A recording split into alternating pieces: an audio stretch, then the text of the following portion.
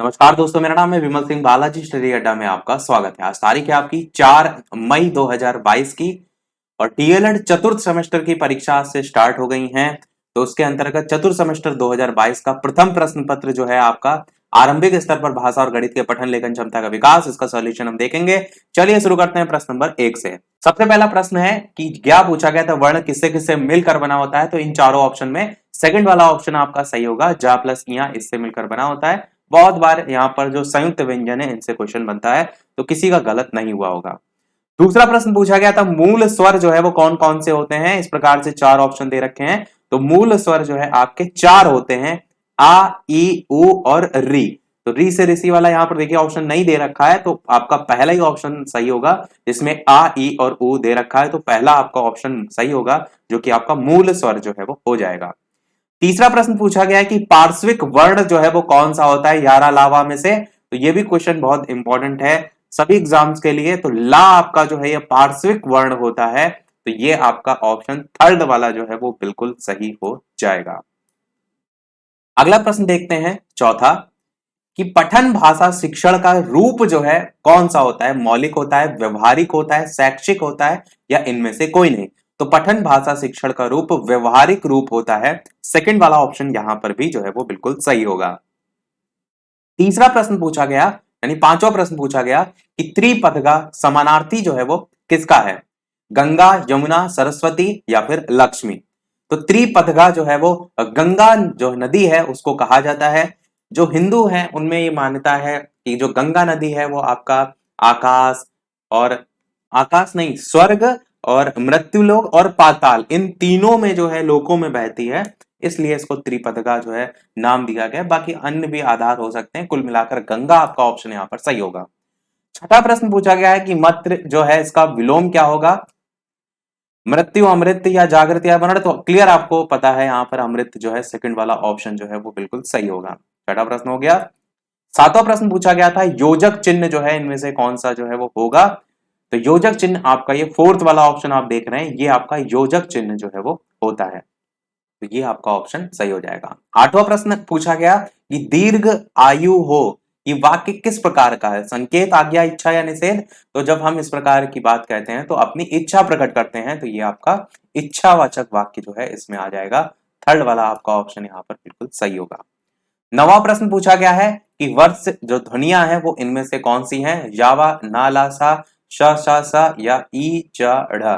तो ये थोड़ा सा नया क्वेश्चन पूछा गया था और आपके कोर्स में था, तो आपको पता होना चाहिए। और आंसर यहाँ पर जो है आपका सही हो जाएगा सेकंड वाला, यानी कि न, ल, स, ये वाला।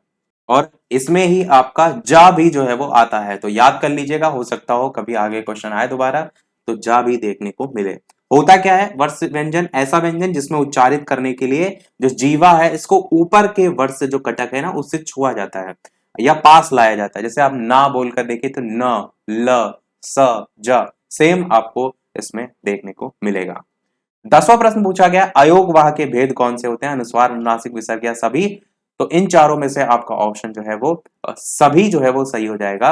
अयोगवाह के भेद में अनुस्वार, अनुनासिक, विसर्ग तीनों ही आ जाते हैं, तो आंसर यहाँ पर उपरोक्त सभी जो है वो सही होगा। 11 प्रश्न पूछा गया, 4389 में दहाई वाला अंक कौन सा है। तो आप सभी जानते हैं सबसे पहले इकाई आता है, उसके बाद 8 नंबर जो आ रहा है ये आपका दहाई पर आ रहा है। तो आंसर आपका पहला ही ऑप्शन यहाँ पर बिल्कुल सही हो जाएगा, जिसमें 8 आपको दे रखा है।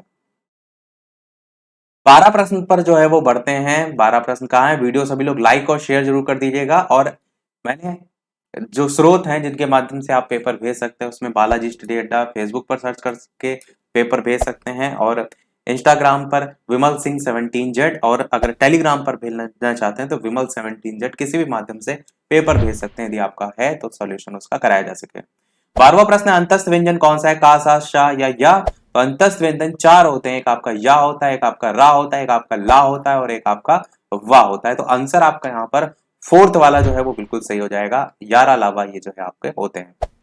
13 प्रश्न पूछा गया था कि प्राकृत संख्या कौन सी है, 1, 2, 3 या सभी। तो प्राकृत संख्याएं जीरो को छोड़कर और माइनस वाली संख्याओं को छोड़कर 1 से लेकर के अनंत तक की जो संख्याएं हैं वो सब प्राकृतिक संख्याओं में आती हैं। तो आंसर आपका यहाँ पर उपरोक्त सभी जो है वो बिल्कुल सही होगा।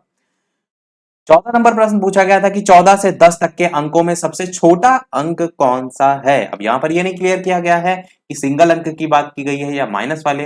वैसे अगर आप 14 से 10 के बीच में देखेंगे तो 14 आपका आएगा, आपका 13 आएगा, आपका 12 आएगा, आपका 11 आएगा, आपका 10 आएगा। और यहाँ पर नंबर देखेंगे तो शून्य आपका आ रहा है, तो उस आधार पर जीरो वाला आपका ऑप्शन सही हो सकता है अगर प्रश्न में यही पूछ रहा है। अगर यहाँ पर आप ये देखिए कि 14 में जो है वो माइनस वाली संख्या वैसे होनी नहीं चाहिए, क्योंकि 14 से 10 यहाँ पर एक लिमिट लगा दी गई है, तो माइनस वाली होनी नहीं चाहिए। वरना अगर माइनस में से किसी को लेना होता तो -1 आप ले सकते हैं, क्योंकि सबसे छोटा अंक जो है वो पूछा गया। बाकी यहाँ पर जीरो मेरे अकॉर्डिंग होना चाहिए। यदि आपने कोई और आंसर लगाया तो कमेंट में आप बता सकते हैं। लास्ट जो है आपका बहुविकल्पी है। प्रश्न पूछा गया था कि परस्पर मेल के आधार पर व्यंजन जो है वो कितने टाइप के होते हैं। तो आपके संयुक्त, द्वित्व, दोनों या इनमें से कोई नहीं में दोनों आपका सही होगा।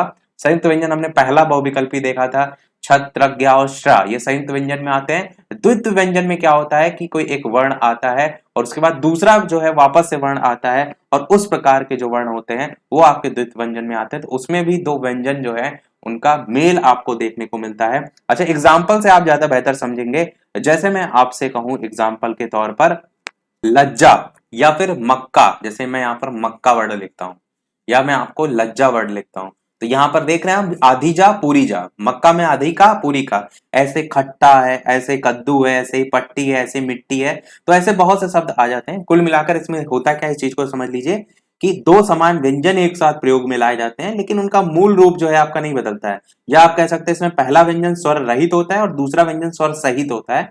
तो ऐसे आपके जुड़ने के बाद शब्द बनते हैं, वो द्वित्व व्यंजन में आते हैं, तो वो भी परस्पर मेल के आधार पर ही व्यंजन है। तो कुल मिलाकर आंसर आपका 1 और 2 दोनों यहाँ पर सही होगा। बढ़ते हैं अति लघु उत्तरीय प्रश्न की तरफ। ऐसे अति लघु उत्तरीय प्रश्न में ऐसा कोई कठिन प्रश्न नहीं है, फिर भी हम आपको बता देते हैं। भाषा के प्रमुख अंग पूछे गए हैं, पठन के 2 उद्देश्य पूछे गए हैं, हलंत आप सभी जानते हैं, आवेग वह, यहाँ पर शायद आयोग वह होना चाहिए, आवेग वह। बाकी आगे समास पूछा गया है। हृस्वर आपको मैंने कितनी बार बताया, हर्ष, दीर्घ और प्लुत। हिंदी की लिपि का नाम क्या है, देवनागरी लिपि है। अनुनासिक ध्वनियां इसमें पूछी गई हैं।